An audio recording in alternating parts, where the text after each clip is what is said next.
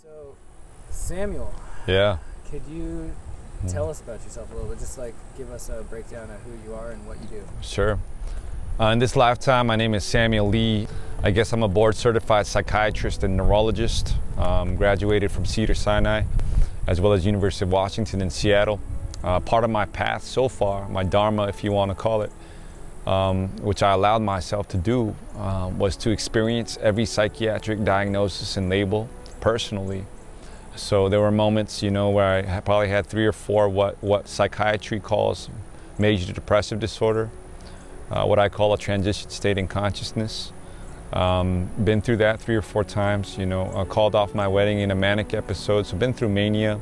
Really what for me personally though was probably one of the most spiritual experiences of my life, which is difficult to explain. And I've been through severe generalized anxiety, been through it a lot of psychiatric diagnoses, and it's because I was running away from my higher self. And then I became a psychiatrist. And then I started realizing like this Western system, it wasn't treating the root cause of what's happening. Because there's metaphysics is the world of cause, right? What we don't see, thoughts, beliefs, attitudes, frequency, and the brain is the administrator of this frequency, which then becomes physics, which is what we see, the cause, metaphysics, and the effect. So I started realizing these psychiatric medications in the Western system, worked in LA as a psychiatrist for about 7, 8 years. Was the medical director at a geriatric institute, saw what they were doing to our elders, our parents.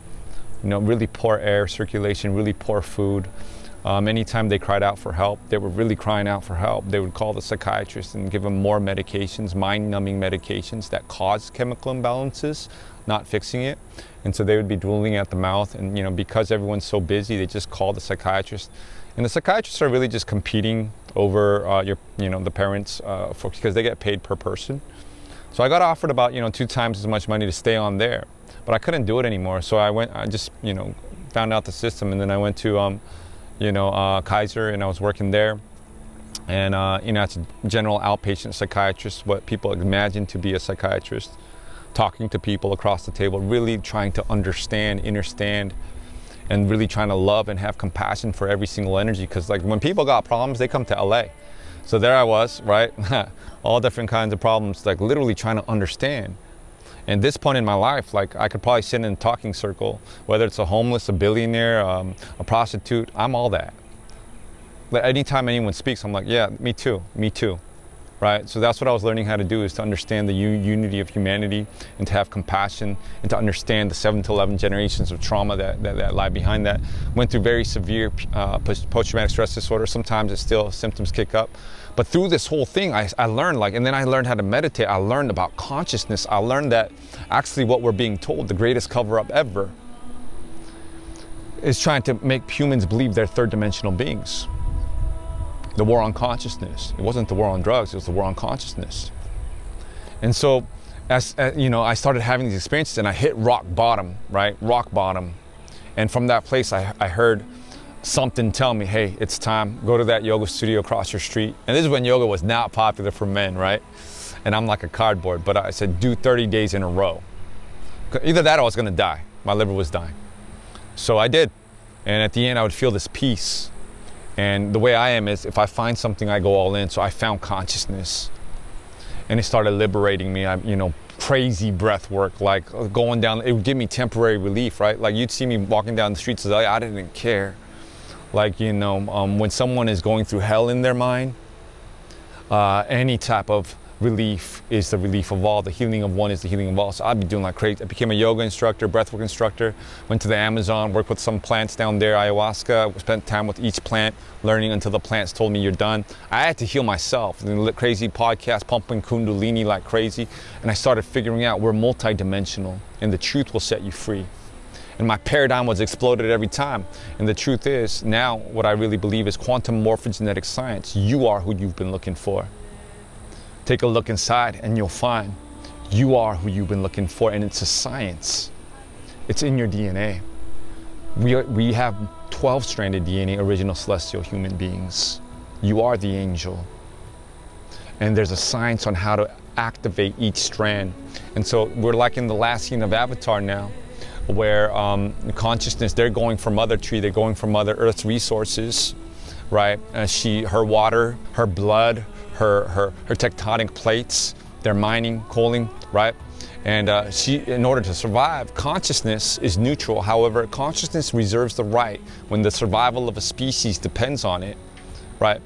50% of the time when one person's driving towards a green light, they're gonna get green. This other person driving, it's gonna be 50-50. But consciousness reserves the right when the survival is to let one light be green. And right now, the Rainbow Warrior Light Children, the spiritual warriors, Creator has sent its best warriors, its brightest fairies, its most beautiful dancers, the greeters, film crews, right? For this time such as this, because the survival of Mother Earth depends on how quickly those who love peace can organize and communicate better than those who love war, right? And so all of these prophecies are now being fulfilled and created at the same time. And what I want to say to anybody out there going through a mental health problem right now is have hope. The truth will set you free, and the truth is that you have deep purpose. When we chose to incarnate, for there to be love, there has to be a choice. There is no force in source.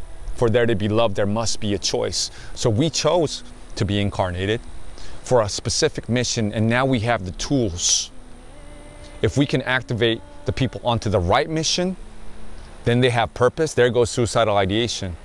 Then there goes a deep purpose every day. There goes depression. Then goes wanting to do what they're doing. There goes anxiety. Right? So we have these tools which can reconnect people consistently in a safe way to their souls and record their own voice talking to them about why they're here and what they're here to do. So that's just one technology. There's a lot of other technologies that can be very helpful for all different types of mental health conditions.